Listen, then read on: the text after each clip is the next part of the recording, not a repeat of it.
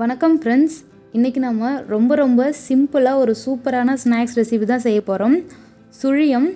இது பார்த்திங்கன்னா தீபாவளி அன்னைக்கு கண்டிப்பாக எல்லார் வீட்டையுமே செய்வாங்க. எல்லாருக்குமே ரொம்ப பிடிச்ச ஸ்நாக்ஸ் ரெசிபி இது. இன்றைக்கி நான் இது சக்கரவள்ளி கிழங்கு வச்சு நான் பண்ணியிருக்கேன். சக்கரவள்ளி கிழங்குல ரொம்பவே டேஸ்டியான இந்த ரெசிபி கண்டிப்பாக நீங்கள் ட்ரை பண்ணுங்கள். இந்த வீடியோ பார்க்குறதுக்கு முன்னாடி இது வரைக்கும் நம்ம சேனலை சப்ஸ்கிரைப் பண்ணலாம். கீழே இருக்க ரெட் கலர் சப்ஸ்கிரைப் பட்டனை கிளிக் பண்ணி சப்ஸ்கிரைப் பண்ணிக்கங்க.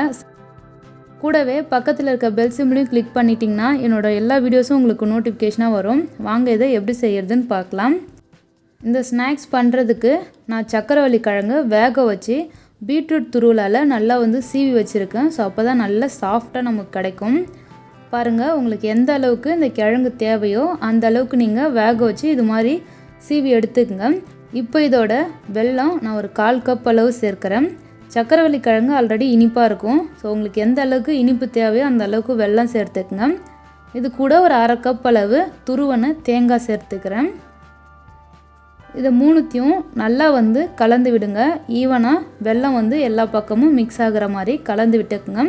வெல்லம் உங்களுக்கு தேவைப்பட்டால் கூட நீங்கள் கலந்துட்டு டேஸ்ட் பார்த்துட்டு அதுக்கப்புறம் சேர்த்துக்குங்க.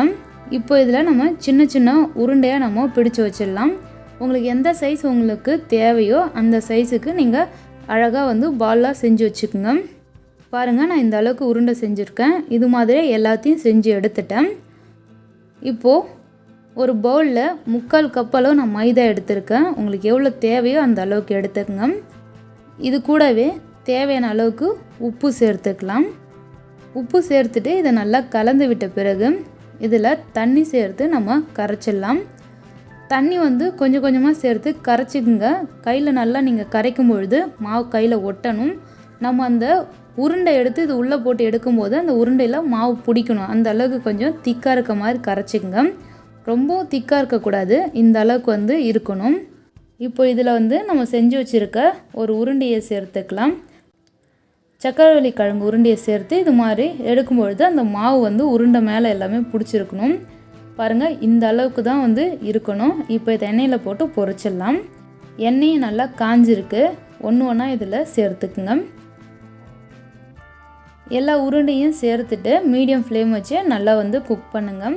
ஈவனாக எல்லா பக்கமும் செவந்து நல்லா வெந்து வர அளவுக்கு இதை கலந்து விட்டுக்குங்க. உள்ளே வச்சுருக்க ஸ்டஃப் நல்லா வெந்திருக்கும். மேலே நல்லா பொன்னிறமாக பொரிஞ்சு வரும். அது வரைக்கும் நீங்கள் நல்லா குக் பண்ணி எடுத்துக்கிட்டால் போதும். இந்த தீபாவளிக்கு கண்டிப்பாக ஒரு புது விதமான சுழியம் ரெசிபி நீங்கள் ட்ரை பண்ணி பாருங்கள். வழக்கம் போல் இல்லாமல் கொஞ்சம் டிஃப்ரெண்ட்டாக டேஸ்ட்டாக ரொம்ப நல்லாயிருக்கும். இப்போ இது நல்லா வெந்துடுச்சு, இதை எடுத்துடலாம். அவ்வளவுதான், ரொம்ப சுவையான ரொம்ப டேஸ்டியான ஒரு ஸ்நாக்ஸ் ரெசிபி ரெடி ஆகிடுச்சு. கண்டிப்பாக நீங்கள் இதை ட்ரை பண்ணி பார்த்துட்டு எப்படி இருந்துன்னு உங்கள் ஃபீட்பேக் எனக்கு கமெண்ட் பண்ணுங்கள். இந்த வீடியோ பிடிச்சிருந்துன்னா லைக் பண்ணுங்கள், ஷேர் பண்ணுங்கள். இன்னும் நம்ம சேனலை சப்ஸ்கிரைப் பண்ணணும்னா சப்ஸ்கிரைப் பண்ணிக்கோங்க. தேங்க்யூ ஃபார் வாட்சிங்.